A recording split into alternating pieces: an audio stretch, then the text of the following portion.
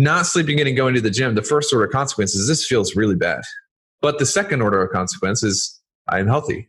And the third order of consequence is I get to survive long enough to see my grandchildren. And the orders of consequence, we have to go to the third and the fourth and the fifth.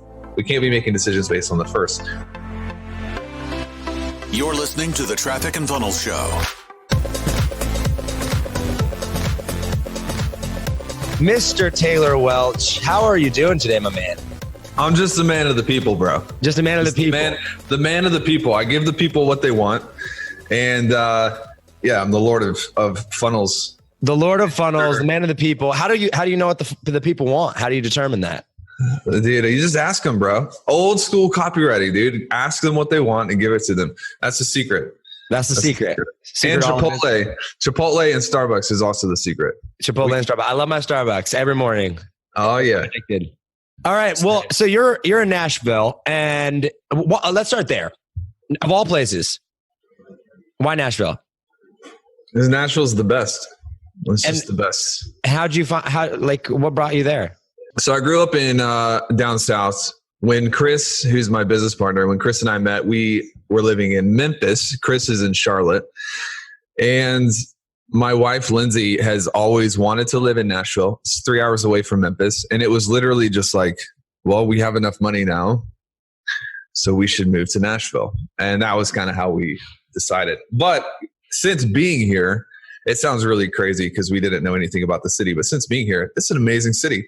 It's like an entrepreneurial town. It's growing. Dude, we just had the NFL draft here. So obviously, we get kudos for that. But it's a great town. It's beautiful. Have you ever been? I love Nashville. I got introduced there down. Actually, a friend of mine has a huge Instagram office down there. He manages like 100 million followers on Instagram, and he's from Nashville. And so I went down there, met a bunch of country stars down there. Are you a country music fan? I am. Yeah. Look at you. Music. We actually we just had a webinar where somebody who attended her name was Miranda Lambert. And I was like, is this the Miranda Lambert? She's like, no, it's not. I was like, well, nobody's on video. We never would have known. Like, you should have went with it. That's awesome. Honesty. Yeah. That's awesome. Well done, man. Well, okay. So I want to dive in. For those of you people that don't know you, because some of the audience might not, let's dive in. Brief background. I'm not huge on backgrounds unless they're a critical part of the story. But brief background, because you founded Traffic and Funnels. Talk to us a little bit about how that came about, pre-life, before starting Traffic and Funnels, and what that entrepreneurship journey looked like. Yeah, absolutely. So I grew up I always wanted to work at a church. That was my first real job. I worked at a church in Memphis. And my wife was a hairstylist. I'm taking you all the way back, and I'll just speed up into TF as fast as we can. I was working at a church. My wife was a hairstylist. She had recently relocated. She didn't have any clients. I ended up transitioning out of the church into real estate and started kind of exploring and still was involved with church, but I just liked having money and eating and having food and stuff. So I got out of that, got into a real job in the corporate world. I stumbled upon marketing because my wife wanted more clients. And I was like, well, I'll just figure out how this whole marketing thing works. It can't be too difficult, right? It's easy. Frank Kern can do it. I can do it. Right. So I started consuming marketing material. This is 2013, 2014. And how old are you at the time? 24. Okay. 24, 25. This is how crazy I was because I didn't know what marketing was. I didn't know what copywriting was. I thought copywriting, because I came from the church world, was how you protected your songs with the United States, copyright office. And John Carlton taught me that's a different kind of copywriting. I was like, we can buy some addresses. I learned that you can send direct mail to different zip codes that had a higher average income. So I bought a couple of names from different zip codes, and I wrote a letter that was based on a template from a program I had invested in. We sent the letter. I had to borrow money to buy the names, and she got 2 clients from it the first time. I was like, oh my God, like I am a marketer. I am Frank Kern. I hear this again and again. The second one bombs. But dude, that was like my first experience. I was working at a real estate company, and I was like, if I can replace my income with my wife's income and get her more clients, I can quit my job. And that was the furthest that my vision could extend. I didn't grow up wanting to be an entrepreneur. I just wanted to be a worship leader, work at church. I didn't have any vision for this. I was literally like, I cannot have to go to work if I can get my wife clients. But once it started, and once I got down the rabbit hole, and I went through a whole lot of heartache and a whole lot of pain and a whole lot of rejection in about 6 months, I was like, man, I can make more than my wife. And my wife was always like, she was the sugar mama. She was always making more money than I was. And I quit my job. This is March of 2014, I believe. Let me backtrack. No, this is March of 2015. And January of 2016, I did over 100 grand in sales. Wow. My goal was to do 6 figures my first year. I ended up hitting 6 figures in a month before my first year. And so I grew really, really fast. I'm obsessed, a little sadistic in terms of like when I get into something, I'm all into it. Right. And so, yeah, we were living in Memphis at the time. We moved to Nashville. Obviously, we partnered, me and Chris Evans, who Chris Evans is he's Gandalf the White traffic wizard. And man, TF just kind of blew up. We got some really good mentors at the beginning. And today I like to tell people that, there's different incubators that like Y Combinator or incubators you can actually join to learn how to grow your business. They'll take a piece of equity from you. You go in doing, $5,000 a month and you exit doing $5 million a month and they take equity. We do the same thing with client businesses, but instead of taking equity, we take a fee at the beginning. So that's kind of what Traffic and Funnels is about. It's spun off into multiple different companies. We're buying a lot of real estate right now. Dude, I love the game. Like I've figured out that no amount of money is really satisfying. It's just like, I love to win the game. And so right. Well, I've noticed that about you in many different ways. Yeah. I've noticed that about you. I follow your content. So I don't follow very many people on social. Only because, Sam Ovens got me onto that. I'm in his stuff right now and, unfollowed everybody on Instagram. He was one of our first mentors. Yeah. Yeah. And I knew you had gone through that program and, we just joined. It didn't exist. Huh? We didn't go through it. We didn't go through it because it didn't exist. We went through just like Sam one-on-one. This is like before he was like the god of marketing. Before he was Sam Ovens. He didn't have any programs. We just it was so back in the day. Anyway, that's funny. That's funny. But you're one of the people that I follow on social because I don't follow very many. But I've noticed that you're big into that. You're not just marketing. Like you understand money and you understand wealth and you understand a lot of things and sales, which I'm fascinated with. Sales is my zone. I want to go back real quick though. You make 100 grand in a month in January, less than a year into your business. That is not an easy feat. What is the trick that you learned? You got 6 months, you said, of just like rejection, right? What got you to that point of, because like I've been in business for a bit, right? 3 years now. Had my ups, had my downs, had a good month. I think back before I like leveled out and actually built a real business, I think my best month was like 80, 82, something like that, thousand. But like, it was me. I plateaued, yada, yada. In order to do $100,000 in a month and to continue scaling and growing or whatnot, there's a lot of mindset that goes into that. There's a lot more than just making sales, right? So like, how did you get to that point? What was the key determining factor or the factors that got you to be able to do that in such a short period of time? Yeah. I think one of the big, like arguably probably the kingpin that like takes people out of the game is somebody will start getting successful and all of a sudden they start trying to figure pieces out that they don't need to figure out right now. And really this comes back down to fear. Fast forward to today, we are over $1 million a month in sales today. I was talking with Chris yesterday and one of my buddies is doing like 16 million a year. And I'm like, it's literally like mind boggling how much money he's making. And Chris was like, well, what is it that we're missing? And I was like, I don't think we're missing anything. I think everything we need to do to hit 4, 5, 6, 7 million a month, we already have it. And this is what people have to understand is when you just get started, you kind of have the ingredients already necessary. but nobody believes that. And that becomes an identity and a pattern of thinking that self-limits you. But when, like, to the entrepreneur who's doing $8,000 a month right now, you don't really need anything else to do 180,000. You already have the ingredients. Your skill set, your ability to reach new customers, it's all at your fingertips. We're in the greatest economy and the greatest infrastructure of all time in history. You have Facebook, Instagram, YouTube. You have a million ways to reach customers. What stops people is they don't believe that it's this simple.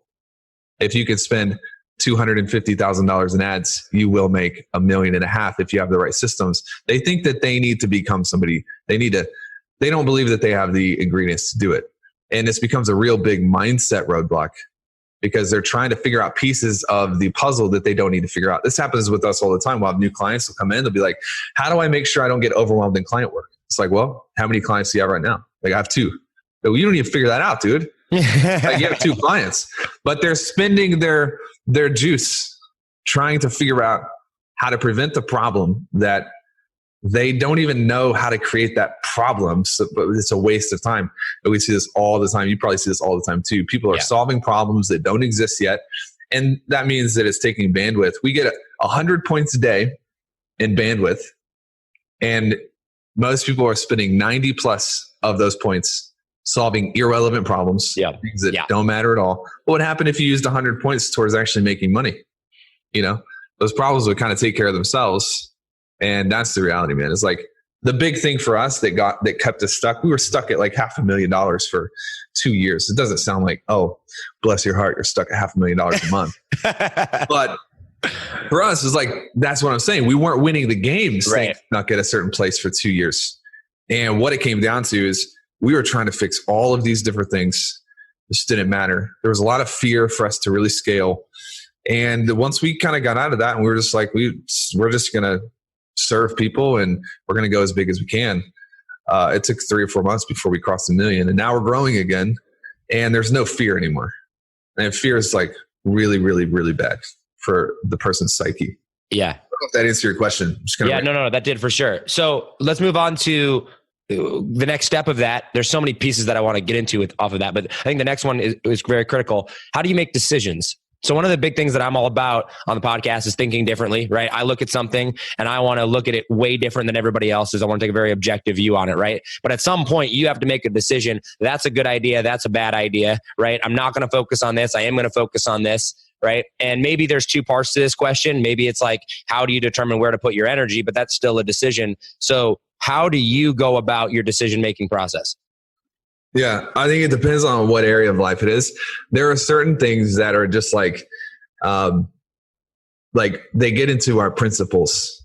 They get into our list of values that we're not going to change. You know, like, I'm married to Lindsay. There are going to be no discussions about whether that is a good decision.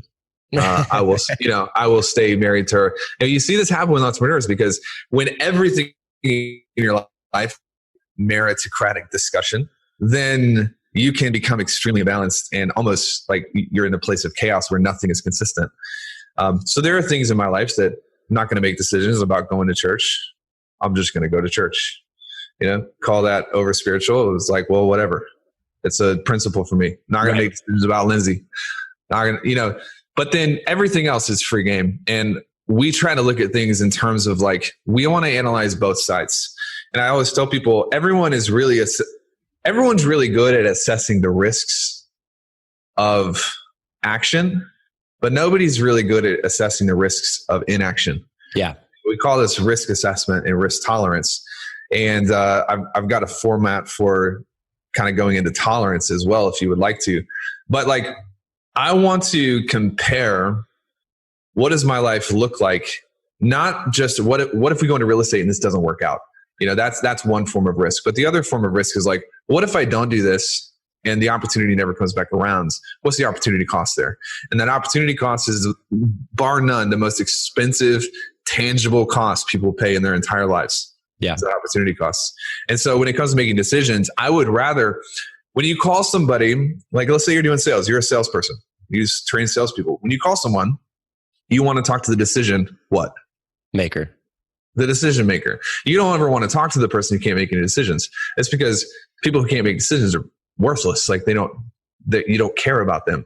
But I see entrepreneurs refusing to make decisions in so many different areas of their life. That makes them worthless. You're a worthless person if you can't make decisions. Contrast that with the players. I mean, like the wealthy players, Dalio, Buffett, Bezos, Elon. They make so many decisions. And when the decisions don't work out, what's their escape? They make another decision. Yeah. And that ends up pulling them out. I learned this from a guy named Eli Wild, who you should get on the podcast because he's a fantastic salesperson. He's talking about, the last thing you should do when you make a bad decision is stop making decisions, because that prevents you from making the next right decision.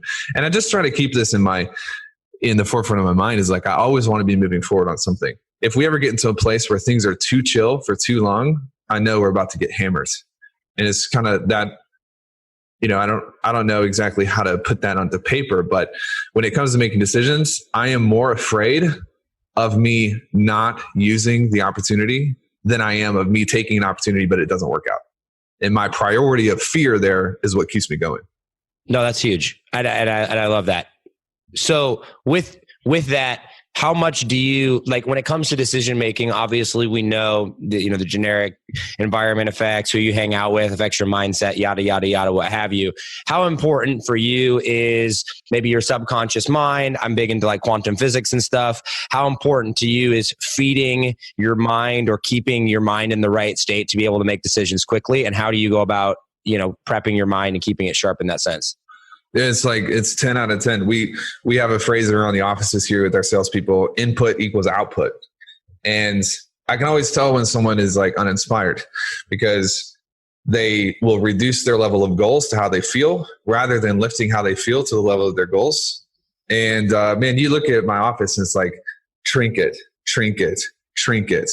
There's one over here you can't see. My whole environment is stacked so that when my conscious mind is maybe a little bit tired, I've got this harness via my environment, via my inputs that can keep me from falling out of the plane. You know what I mean? Yeah. And when closers don't have this, or when entrepreneurs don't have this, you'll notice that their performance is like up and then it's down and then it's up. And you can tell they're following their feelings. Like they're completely like regulating their output based on how they feel when they wake up in the morning, rather than building systems and inputs to change how they feel so that they're always outputting the same. That's why I'm so consistent.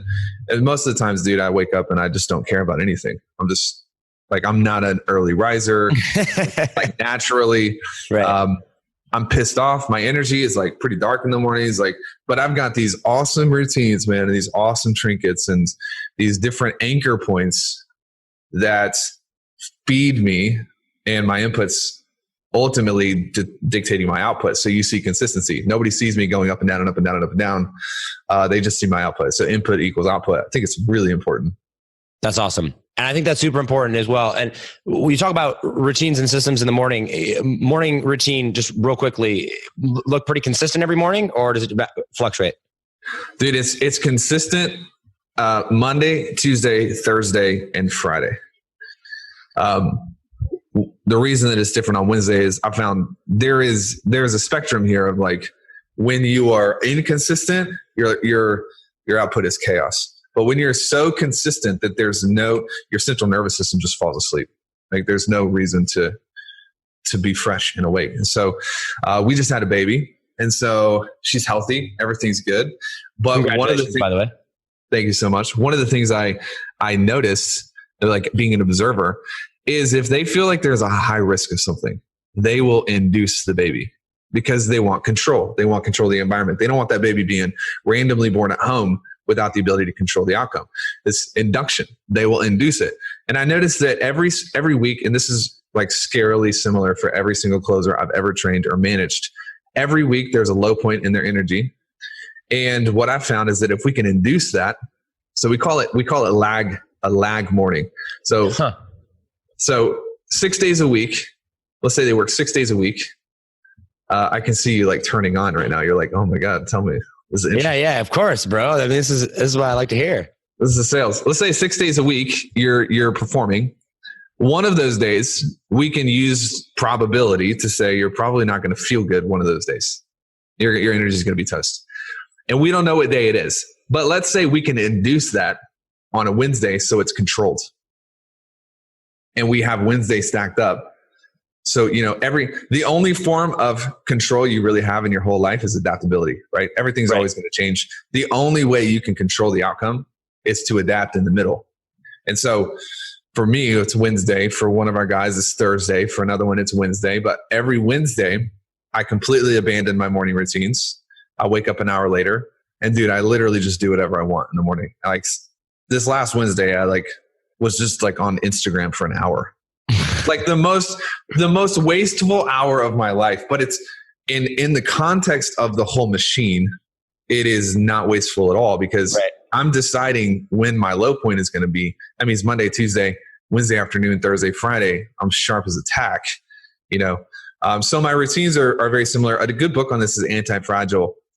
And that's when I kind of learned that if your routines are just too locked in, you become a weak person, So it's the balance of routine with a little bit of chaos that makes a person strong.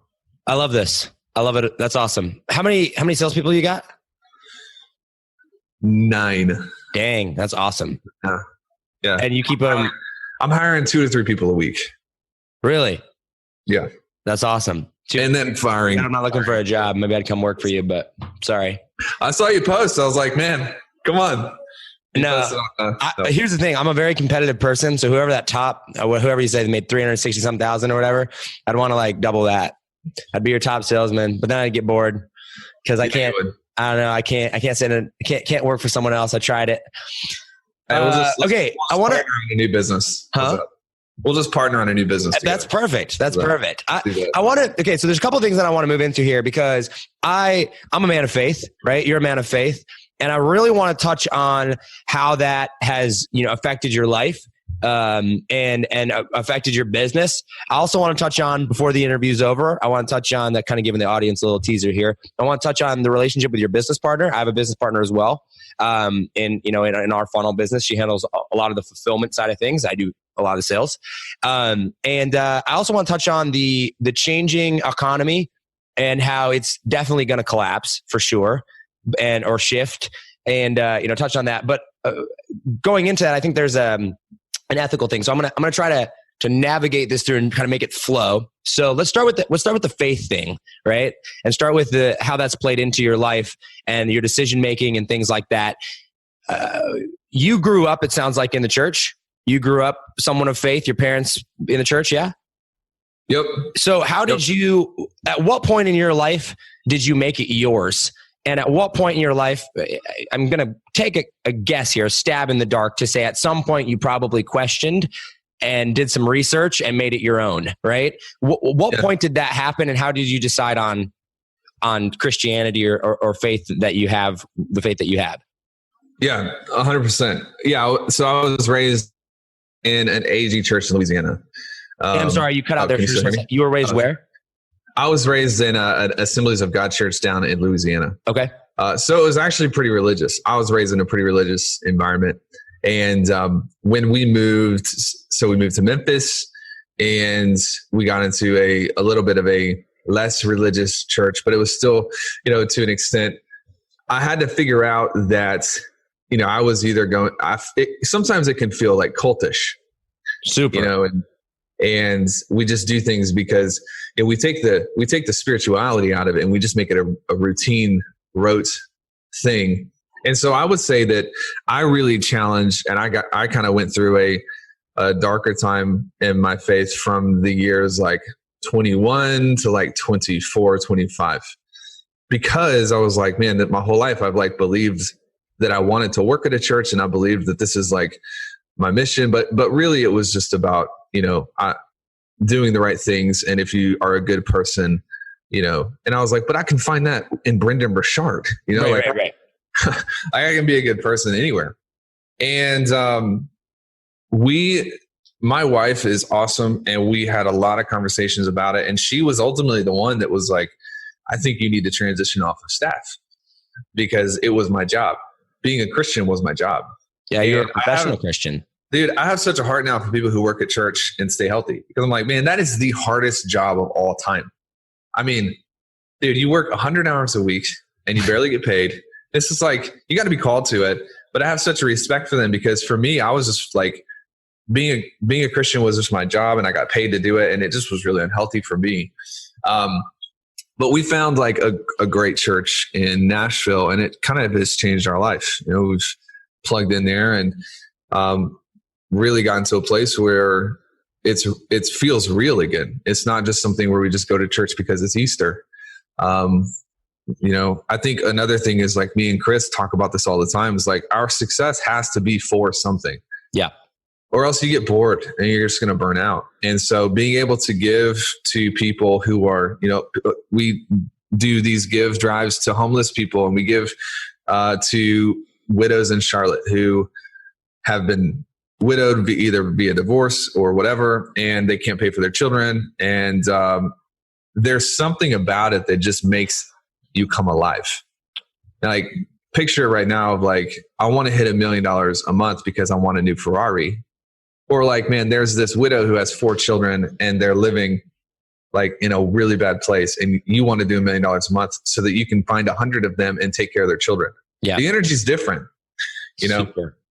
And so how much of an impact does faith have on our lives? I mean, it's like, you can't remove Taylor and Chris from our faith. Like, it's like at the basis, it's the foundation.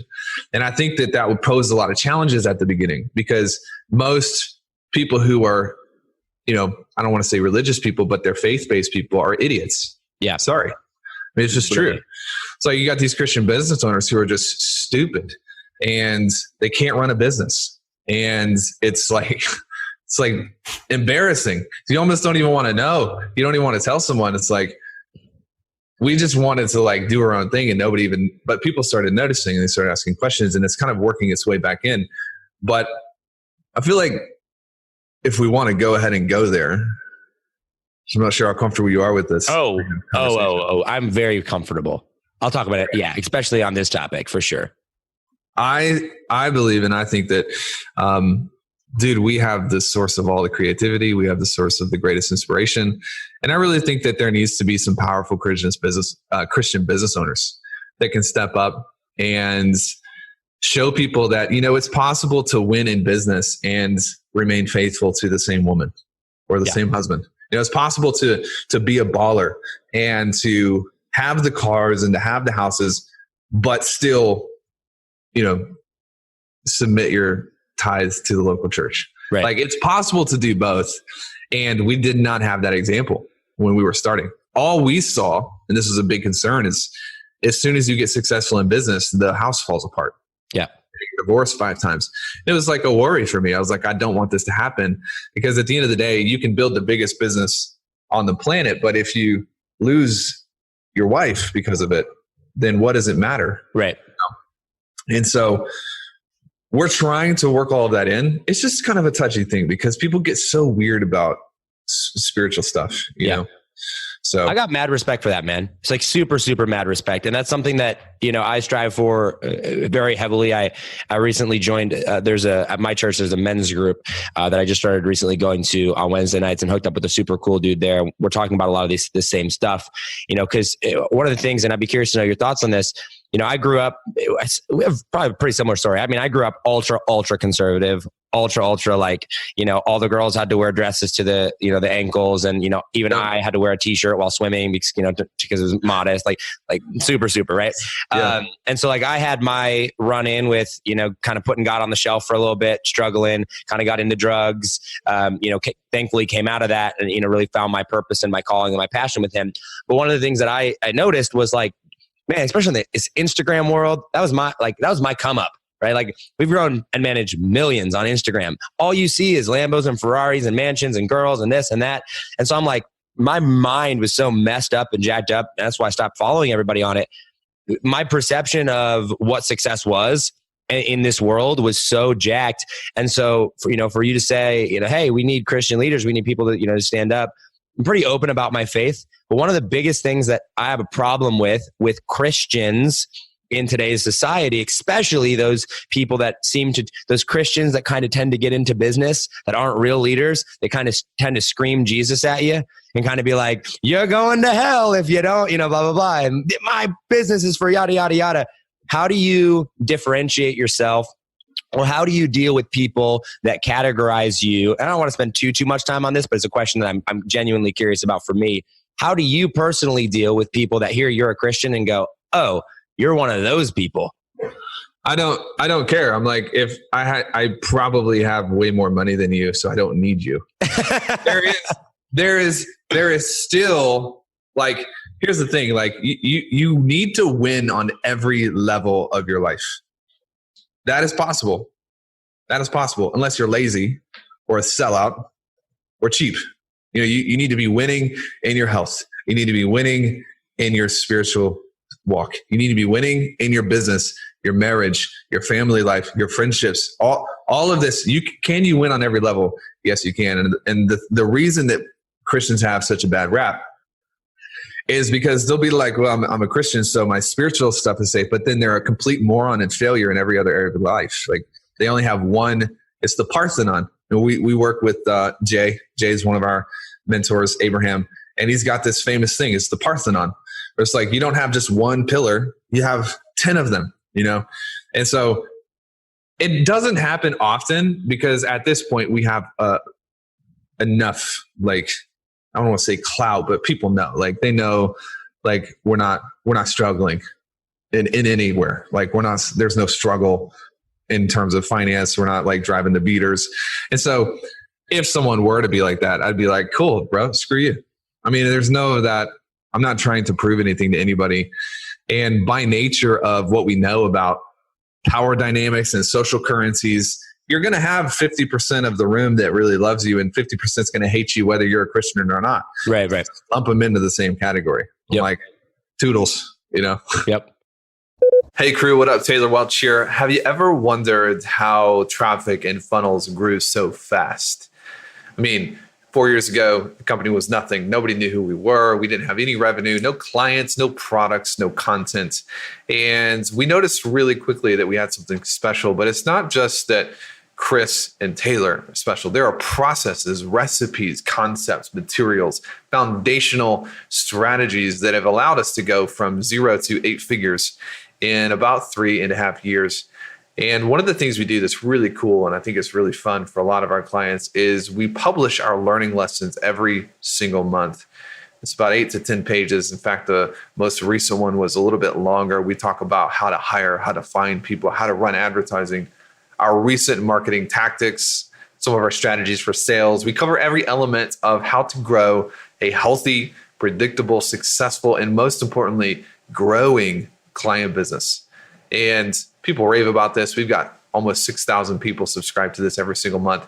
And we'll actually ship it to you, maybe your office, your home, wherever you tell us to ship it to you. And every single month, we include some extra perks to it, sometimes audio content, sometimes some video content. It's one of the best programs that you can be in, I think, in the world if you run a client business. And the best part is it's very, very affordable. We've tried to price this at a level that anybody can be a part of it who needs it and who wants it. So you can check it out at trafficandfunnels.com/IAM. IAM, basically Insiders Access Monthly. IAM, trafficandfunnels.com/IAM. We'll send you out the first package as soon as you hop in. And I'm telling you, this is one of the most fantastic ways that you can learn from the mistakes and the growth curves of other people. Check it out. Let us know what you think. Talk soon. So with this, I kind of want to make a shift now that we've kind of established where you and I at least make decisions. And I think that I've met a lot of people that are not, people of faith that may more attribute things to the universe and the love and yada, yada, yada, what have you, which, I tend to agree with a lot of what they say. I just believe the source is different. Let's talk about like the ethical shift in today's society, which we live in America, which I believe greatest country in the world, but on the same time of that, like ultra capitalism, ultra greed, and you just see it screaming everywhere at every part. At what point because it's led to where we're at. It's led to the greatest economy ever, which we know is going to, kind of tip at some point. But at what point does it become too much? At what point does business in general become, I don't want to say a bad thing, because I don't think that business is a bad thing, but at what point does your moral step in and go, no, we're not doing this for the sake of just profit. We're not doing this for the sake of, whatever that thing is. We're doing this for purpose. We're doing this for, ethics. And you've got to have what I like to call like conscious capitalism, It's like, how do you determine what's too much? How do you determine, where you draw the line as far as just like sell, consume, put it out for the sake of putting it out rather than for the sake of actually making someone better? Two things come to mind when you say that. And the first is like, if you study companies, missional companies tend to make it, and just economies of scale, put money in your pocket companies tend to get kicked out of the game eventually. So there is something to be said for like, if the goal of the, there's some old direct response people who I won't name, who are like, the number one purpose of a business is to make the owner rich. It's like, well, you're old and you're going to die soon and your guard is ending. And that's not true anyways, but that's probably why you got capped, right? Because the biggest companies in the world are very missional. And when Jobs was here, yes, he was concerned with obviously the health and the capital allocation of the business, but he hated the ugliness of Microsoft so much that it drove him to change things. Bezos, despite what you think of him, he wanted to pass the benefit to the consumer so much that sometimes it caused him to do some nasty things with the distributors. It's like there was mission behind it. Missional companies survive and non-missional ones don't. And the second thing is just understanding order of consequence. When you talk about where's the spectrum, you picture the old radio dials and it's kind of like there's a dial in the middle. And what you're asking is like, where's the moral compass? Like, where's the perfect? And I think that to answer that question, you have to know the orders of consequence for the market that you're in. War is a very nasty thing. If you only understand the first order of consequence, then you can stop there. But, what about when there's a necessary war to stop an Adolf Hitler? And you see what I mean? Like the orders of consequence dictate and require you to go and do something that a simplistic person, I'm getting really dangerous here because we can get into Machiavellianism and the laws of nature, and there are very bad people who could use good things for the wrong reasons. But at the end of the day, I think what is wrong with the way people view the world today is they have one order of consequence, only one. Yeah. And if something feels bad, it's wrong. If something feels good, it's right. Yeah. It's like, so you're going to die of obesity if you live your life based on the first order of consequence. What about the second? What about the third? Not sleeping in and going to the gym, the first order of consequence is this feels really bad. But the second order of consequence is I am healthy. And the third order of consequence is I get to survive long enough to see my grandchildren. And the orders of consequence, we have to go to the third and the fourth and the fifth. We can't be making decisions based on the first. When you look at politics and capitalism and Trump, go ahead and go there. We have to look at all of these things, and nobody's doing that. And if we make judgmental claims, we're going to really die, I think, as the superpower because we've made the first order consequence greater than the third. Yep. Yeah. What do you think of Trump? I think Trump is brash. I think he could maybe handle from getting his Twitter taken away at times. But here's the thing is he is creating his own leverage via his words and via negotiation. He's got the order of consequence thing nailed, bro. I mean, let's just be real. Yeah. I don't always agree with the way he does it, but he'll create leverage over here via a stupid threat that people are like, he can't be serious, but he may be.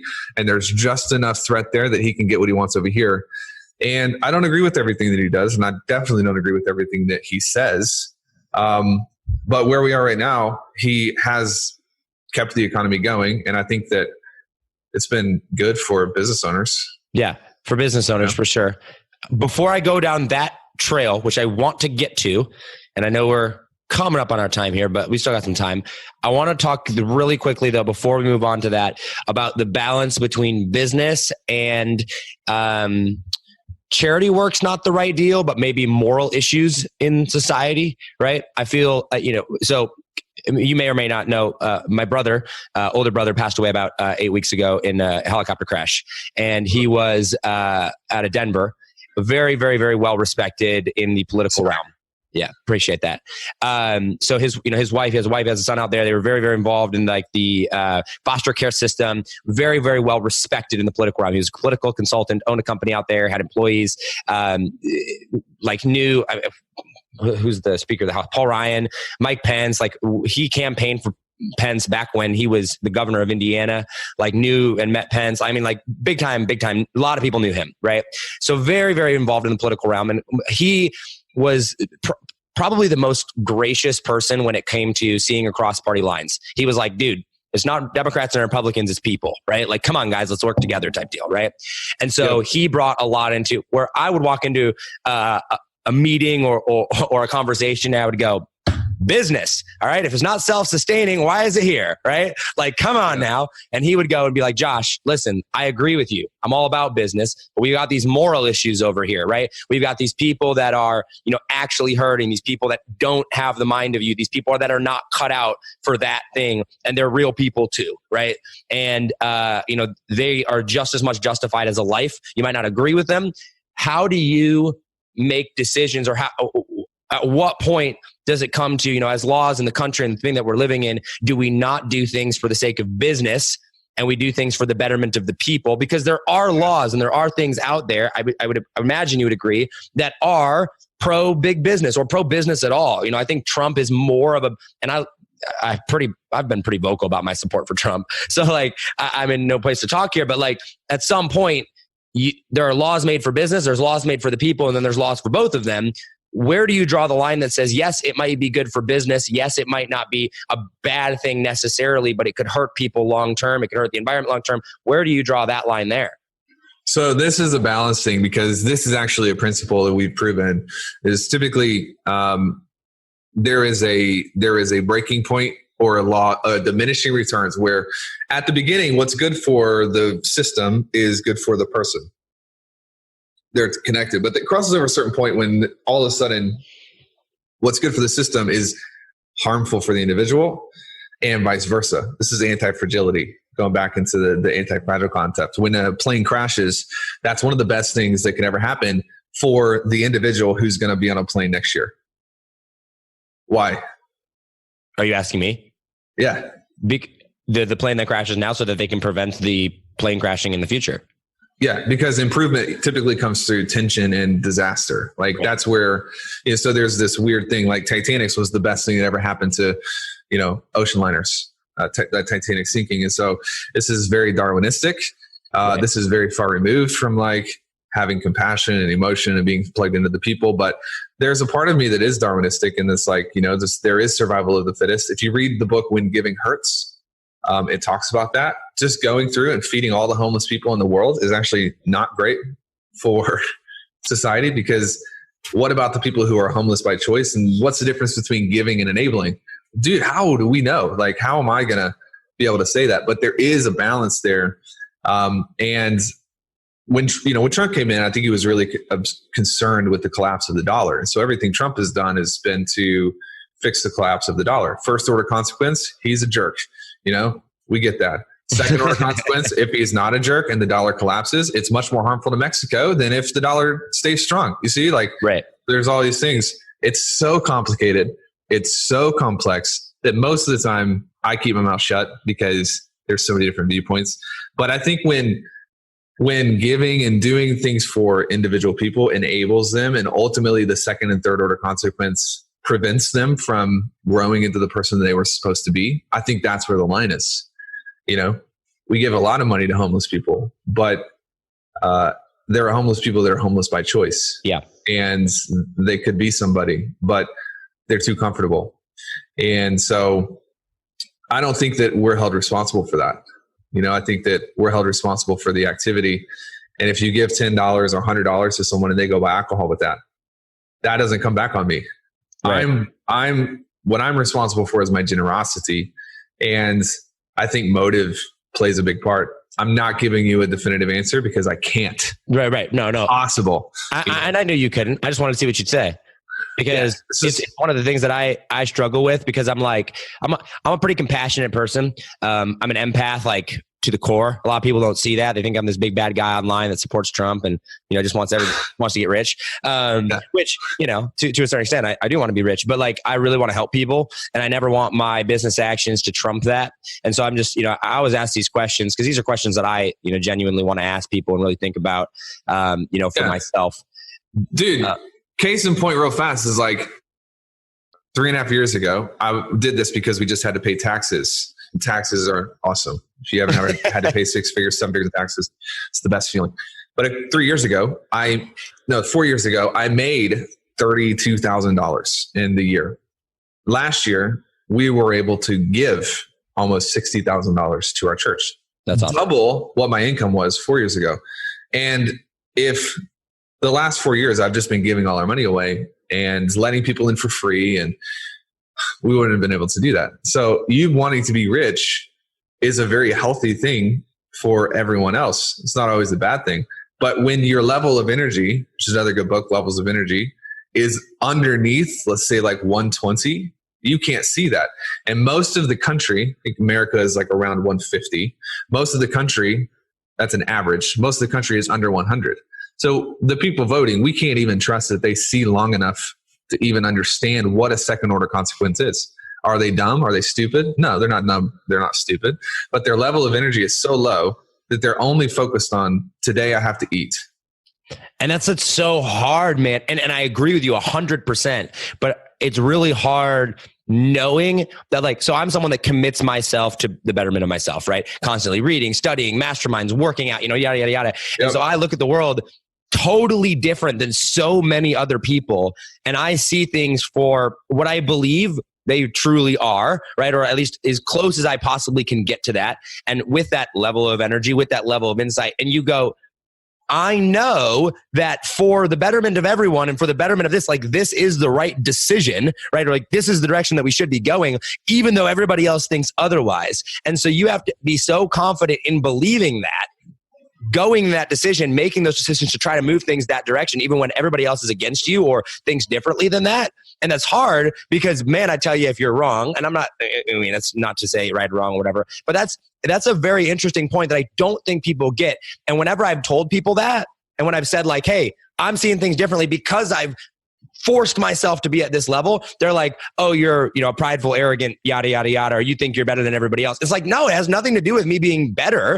It has nothing to do with you being better. It just is the fact that we've chosen to do things differently, to see things differently because we've bettered ourselves, and it's a hard thing. It's a hard thing for me because I never want someone to feel like they think that I'm better than them, right? Or that they think that I think that I'm better than them.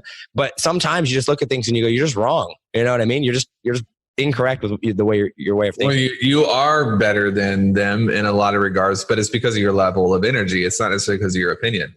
And I think I'm a little less. I don't care if you think that I'm better than you, because chances are I am, unless I'm not. And who cares? Like, that's the beauty of America, is we can disagree and still be brothers. People are losing that a little bit. That is definitely Trump's fault, but he needed to do it to get elected. So whatever. For sure. So let's move into that, because I want to kind of wrap up with this. This is one thing that fascinates me. You're someone that very much understands wealth and wealth creation. And I think that you're, based on what I've seen from you, you're pretty well versed in the whole economic state of everything. What's the future of the economy? What's the future of America? When are we all this glorious internet bubble gonna pop? And the economy will go. Well, we're not in the longest bull run ever. I think that we are in, except for World War II. That was longer than where we are now, but it does have to correct. Things are overpriced almost everywhere. I started studying money like a year ago, going into like the Creature from Jekyll Island and like the history of money and where all that comes from. And Ray Dalio has been a huge influence for me because that dude knows economics. He's forgotten more about it than any of us will ever learn. But I don't think that there's going to be a pop for internet marketing. I mean, I think that the bottom 70% will get kicked out of the game. And I am thrilled about it. I think we're all tired of competing with like, idiots who have never done anything. Like when those people can compete with the professionals in the league, then you know that something's wrong. Yeah. But I think in the next year and a half, we're already seeing things slow down. The interest rates are going up. Real estate markets are cooling a little bit. It's already helping us because we're able to get properties for a little cheaper already and different markets. And dude, I'm telling you, if you look at every single person who's like $1 billion plus net worth, dude, they all got rich in a down economy. Yeah, all of for them. sure.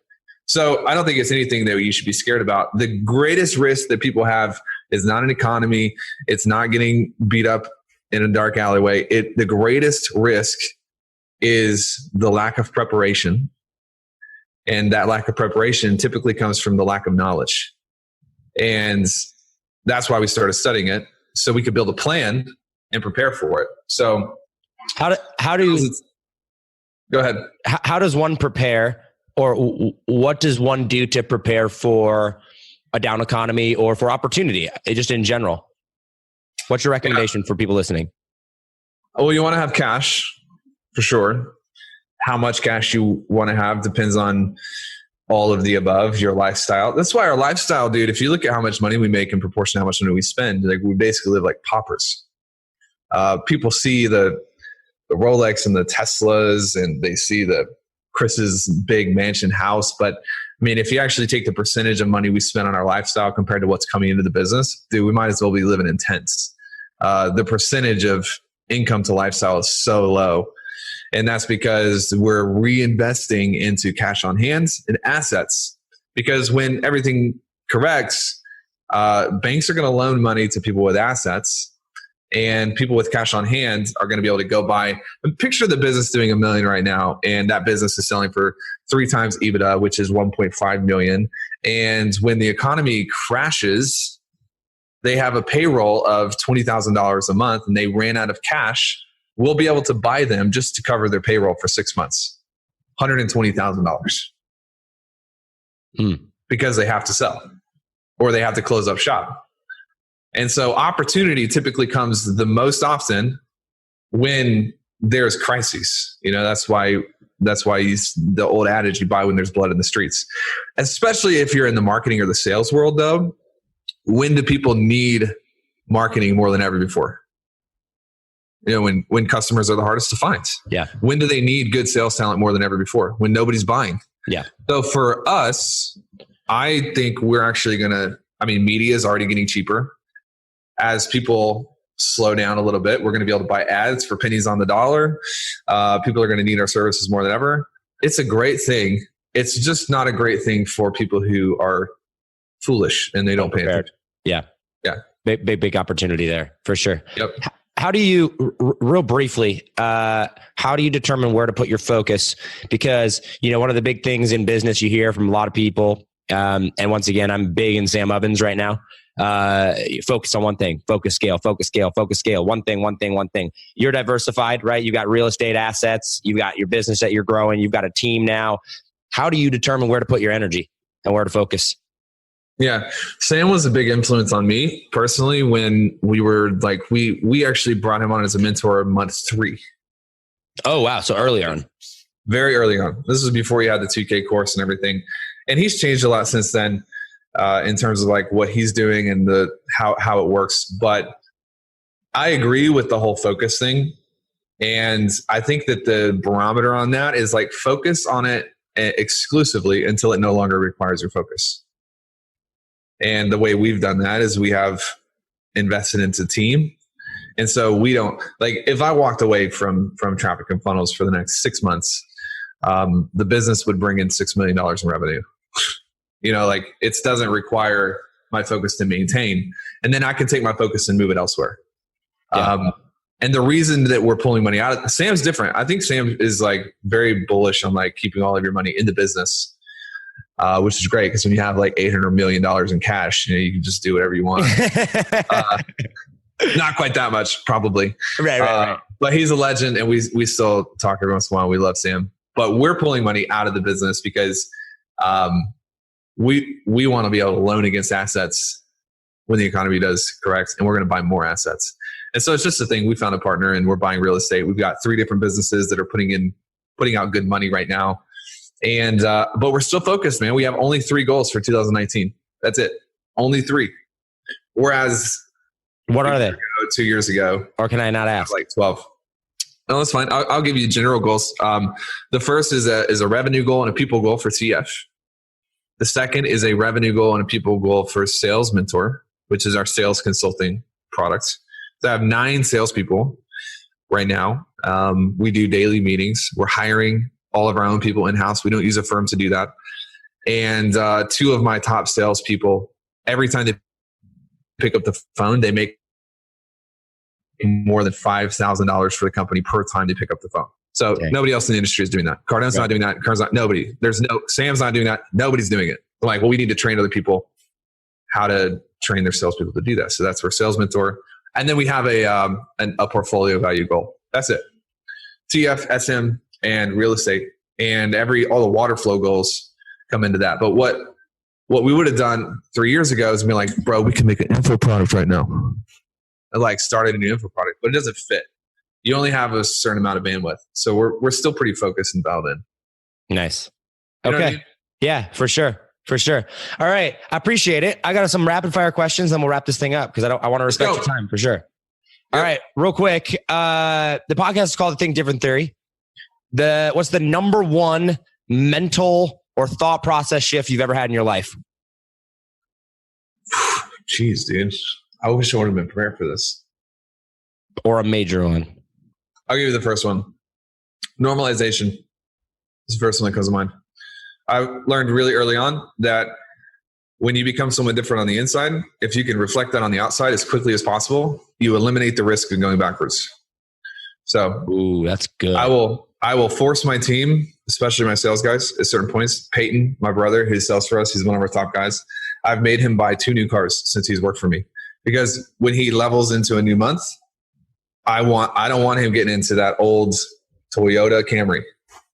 Not because Toyota Camrys are bad, but it's attached to a different identity. And when he has a big week, I don't want him reverting to that old identity. So we're always normalizing our external environment to eliminate the risk of moving backwards. That's awesome. Number one piece of advice for people that they're making multi-six figures, maybe a little more than that. They've got free cash coming in, right? So they're saving multi 4 figures or 5 figures a month that they're putting away. What's your number one piece of money advice for them? What to do with that money? It's not enough. It's my number one piece of advice. If you're under probably, I think 35K is the minimum per month right now, you're toast.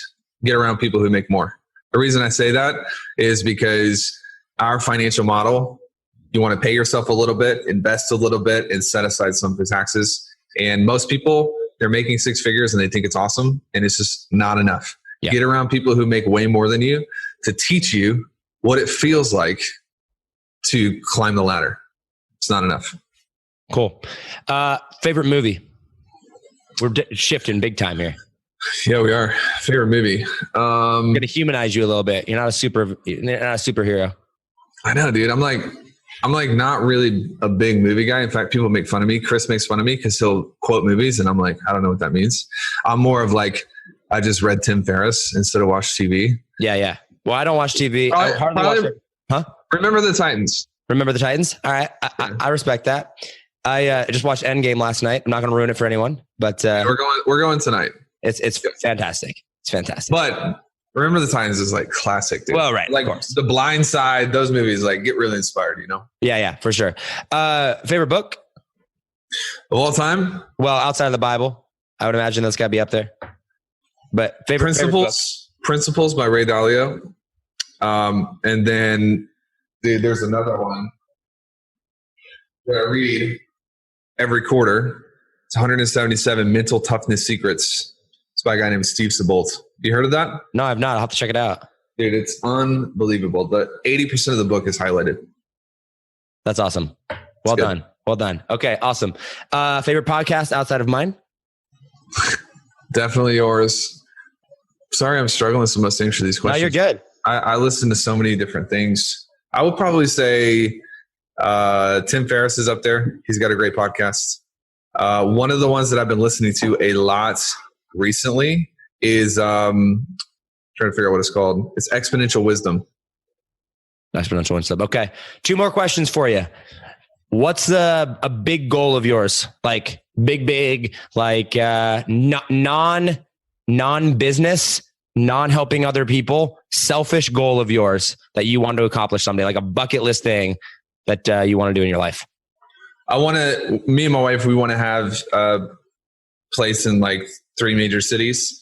Want a place on the ski slopes.